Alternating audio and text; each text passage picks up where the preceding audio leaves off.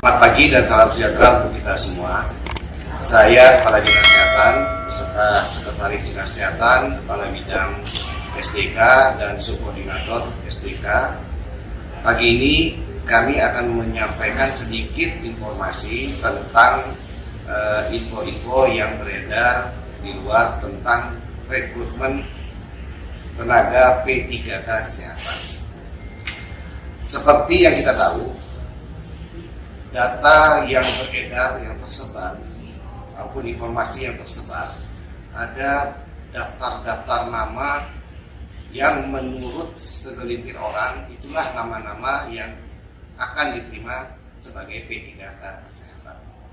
Kami akan klarifikasi, data yang tersebar adalah data hasil tarikan oleh Kementerian Kesehatan dari aplikasi SIS-DMK per 1 April 2022 yang akan dijadikan bahan pembahasan pada tanggal 25 sampai dengan 30 Mei bersama lintas sektor terkait bersama dengan Kemenpan RB, Kemendagri, Kemenkyu dan Kementerian Kesehatan. Ya, sekali lagi itu adalah data hasil tarikan oleh Kementerian Kesehatan. Setelah tanggal 1 April 2022, aplikasi SIS-DMK ini adalah Sistem Informasi Sumber Daya Manusia Kesehatan. Ini dikunci oleh Kementerian Kesehatan sampai tanggal 27 April 2022. Kemudian Dinas Kesehatan Kabupaten melakukan kembali verifikasi kelengkapan data sesuai kebutuhan oleh masing-masing pengelola SIS-DMK Pasyankes sampai saat ini. Ya, jadi sampai saat ini masih berproses. Dinkes Kabupaten dan Dinkes Provinsi tidak dapat menambah, merubah, bahkan menghapus data sampai waktu yang tidak ditentukan karena aplikasinya sudah dikunci. Ya. Data yang diakui hanya data yang ditarik pada tanggal 1 April 2022. Pengelola SIS-DMK Kabupaten Kota Provinsi mengusulkan data real kebutuhan berdasarkan aplikasi SIS-DMK, bukan data formasi kemampuan pengadaan P3K dari tiap-tiap daerah. Jadi kita mengusulkan data real kebutuhan yang berdasarkan aplikasi yang ada di Dinas Kesehatan Kabupaten Sintang. Jadi data yang tersebar bukan menjadi acuan untuk tenaga kesehatan dapat mengikuti tes P3K, apalagi sebagai data nakes yang pasti akan diangkat sebagai P3K. Ya, jadi mohon diperhatikan seperti itulah. Nah, gambaran kondisi tenaga kesehatan non ASN di Kabupaten Sintang. Jumlah tenaga non ASN keseluruhan di Dinas Kesehatan Kabupaten Sintang adalah 1.446 orang. Nakes non ASN 1.223. Jadi sekitar 223 itu non nakes.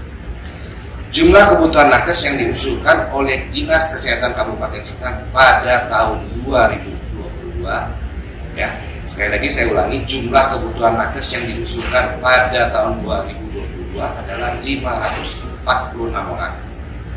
Nah, perlu diketahui bahwa penggajian tenaga P3K dibebankan sepenuhnya kepada APBD Kabupaten Sintang. Jadi tergantung dari APBD Kabupaten Sintang. Apabila APBD Kabupaten Sintang mampu memberikan gaji untuk 500 tenaga P3K, maka 500 lah yang diangkat. Kalau yang mampu hanya 100 dulu yang diangkat, sisanya menunggu sampai APBD kita tersedia. Persyaratan dalam rekrutmen tenaga P3K. Kriteria yang harus dipenuhi. 1. Tenaga nakes sudah terverifikasi di SIS-DMK dan sudah divalidasi oleh Kementerian Kesehatan dan Kemenpan RB. Jadi sistem informasi sumber daya manusia kesehatan kita ini terhubung langsung dengan Kementerian dan Kemenpan RB. Kedua, memiliki STR aktif. Ini yang sering dilalaikan oleh tenaga-tenaga kesehatan yang ada di Kabupaten Sintang, STR aktif.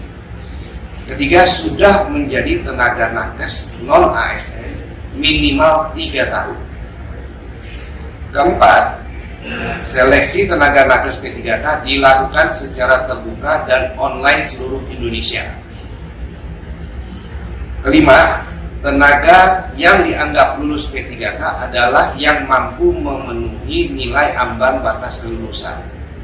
Saya ulangi, tenaga yang dianggap lulus P3K adalah yang mampu memenuhi nilai ambang batas kelulusan. Jadi, informasi sampai saat ini tidak ada pengangkatan otomatis, tetapi harus ujian dengan nilai ambang batas kelulusan. Kelima, ini sesuai keputusan Menteri PAN RB nomor 1128 tahun 2021. Nah, berdasarkan PP 49 tahun 2018, pengumuman lowongan pengadaan P3K dilakukan secara terbuka kepada masyarakat. Biasanya diumumkan melalui website BKN atau kementerian terkait. Yang kedua, sebelum mengikuti tes P3K, para pendaftar harus memenuhi atau lulus terlebih dahulu seleksi administrasi untuk dipastikan lanjut ke tahap tes. Contohnya, minimal masa kerja 3 tahun, memiliki STR aktif, dan sudah terdata di SIS DMK dan sudah terverifikasi. Yang ketiga, tenaga yang lulus P3K adalah orang yang dinyatakan lulus dari seleksi kompetensi serta memenuhi peringkat berdasarkan formasi yang dibutuhkan.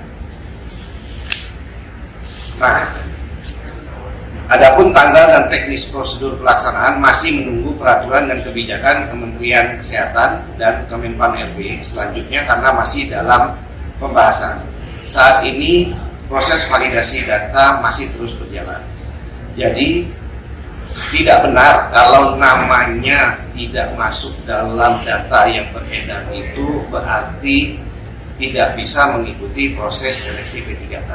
Dan juga tidak benar kalau yang namanya di situ otomatis akan diangkat menjadi P3K. Semua orang, semua nakes yang memenuhi kriteria mempunyai hak untuk mengikuti tes P3K, memenuhi kriteria yang tadi saya sampaikan. Mungkin demikian yang dapat saya sampaikan. Mudah-mudahan penjelasan ini dapat bermanfaat. Apabila ada yang perlu ditanyakan atau perlu klarifikasi atau belum jelas, silahkan datang ke Dinas Kesehatan di bagian sumber daya kesehatan. Demikian dapat saya sampaikan. Atas perhatiannya saya ucapkan terima kasih, selamat pagi dan salam sejahtera untuk kita semua.